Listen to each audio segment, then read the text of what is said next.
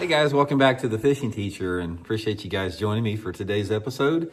And guys, today we're going to be talking about what to do when your fish aren't biting. Say, for example, you find some fish and you've been catching them for a few days and all of a sudden you go back there and you can't get them to bite. I want to talk about some adjustments you can make because this is exactly what happened to me today. I just got done fishing the BFL tournament up at Lake of the Ozarks, and I had this exact same thing happen to me. So I'm going to give you guys some tips and advice that I probably should have listened to myself in today's video, and hopefully will help you guys catch some good fish as a result. Also, guys, two quick things I wanted to clue you in on, just to make you guys aware of. Seaguar has come out with this new line called Carbon Ultra. This is freaking awesome, guys. It's just crystal clear line, low stretch, unbelievably abrasion resistant, doesn't loop or kink, it just casts super smooth, super tough. I'll link this in my Tackle Warehouse link in the description of this video if you guys would like to try a spool of the Carbon Ultra. And also, guys, just a quick reminder that we are in the middle of swim bait season. And I'd like to invite everybody to try this new Mega Bass 5-inch Magdraft. I'll link this in the description of the video too. Been catching a lot of fish on it the last few weeks, so I really appreciate that, guys. Okay, let me explain to you what happened here, guys, and I'll try to give you a little tips and advice. I zeroed today in my tournament. And I practiced for 2 days up there, 2 of the last 3 days, and caught a limit both days in this one particular area that, I wound up not catching any fish today. And I want to talk a little bit about what happens when something like this, when the fish are biting, and some things you can do. So let me sort of run through my scenario, how I was catching them.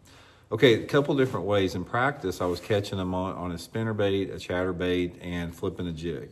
And a creature bait too. And I caught limits both days. I wasn't catching a lot of fish, but it was pretty consistent. It's like if I'd catch one, I'd pull up the trolling motor and leave. I wouldn't fish a lot of the other good looking water there. And I was pretty confident that I could get 5 or 10 bites in that water. So I went back there today and it's like, I just could not get them going. I caught, maybe a half a dozen short fish under the 15-inch limit. I did lose 2 keepers, but they just weren't biting. It's like the conditions were pretty similar to what we had in practice too. And I just couldn't get them going. It's just like, for whatever reason, I could not get those fish to bite today. And here's the thing that I want to give you guys some tips and advice on that, I probably should have listened to myself a little bit. When something like this is happening, I'm going to use my situation as an example. When your fish aren't biting that you have been catching, you really have 2 options, either to go to a different area or change your lure selection. Sometimes both, but usually it's one of those 2 there. In my particular situation, I didn't really feel the need that I had to go anywhere else because there was a lot of cover there. Lake of the Ozarks is full of boat docks. There's thousands and thousands of docks.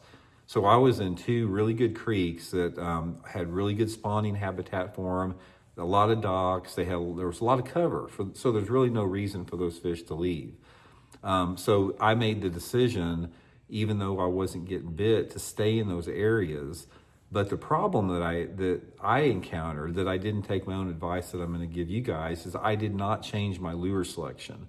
I figured pretty quick after that front they didn't want a moving bait because I'd been getting a few bites that day with the smaller fish and losing those 2 keepers, pitching and flipping a jig and a creature bait. So I felt that it was just a matter of just working enough docks and I'd come out and I'd do okay. As it turned out, it didn't weigh any fish in the tournament. So here's some tips and advice I can give you here.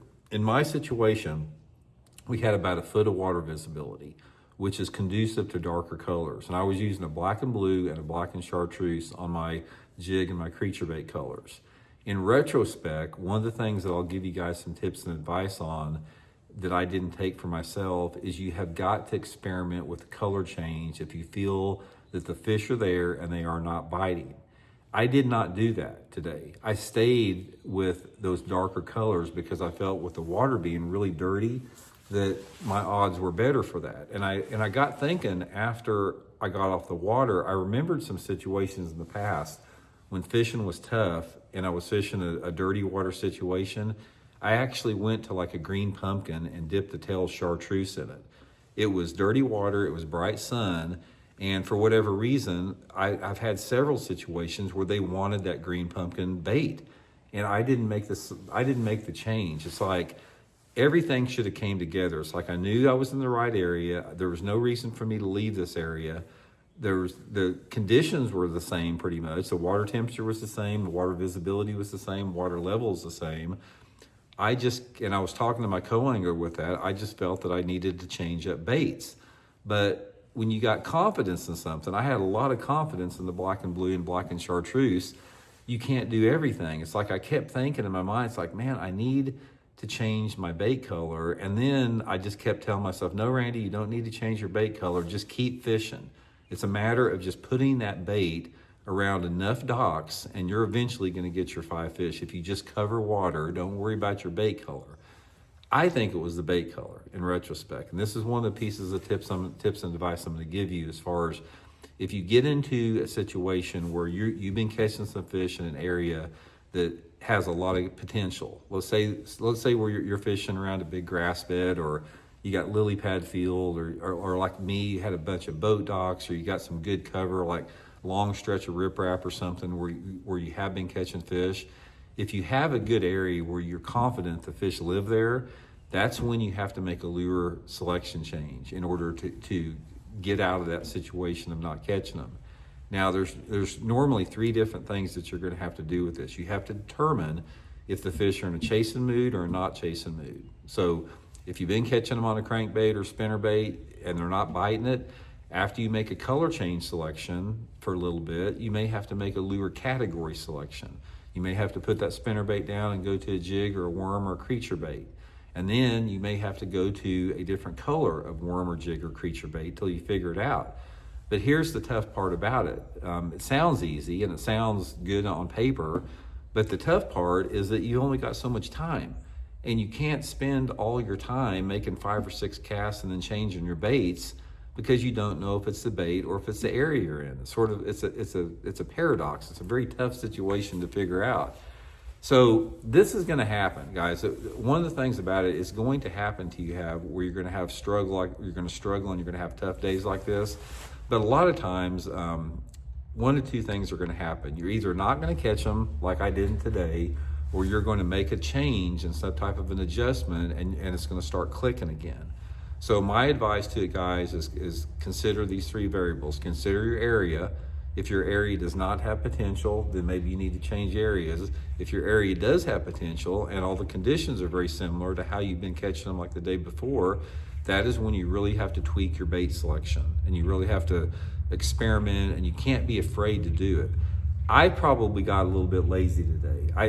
What I probably should have done is I should have pulled out 1 more rod and put a green pumpkin on it. And maybe like every 3rd dock I went to, pitch that green pumpkin in there. Then pick up my black and blue or black and chartreuse for a couple more docks. Then pick up my green pumpkin again to give the green pumpkin a chance. But unless you make an adjustment and unless you make a change, you're never going to know if that's the answer to your puzzle. So don't be scared to make a change, whether it be an area change or a bait lure category change or a bait color change, because that's normally how you keep on catching them if you're struggling. So I hope it helps, guys. We'll talk later.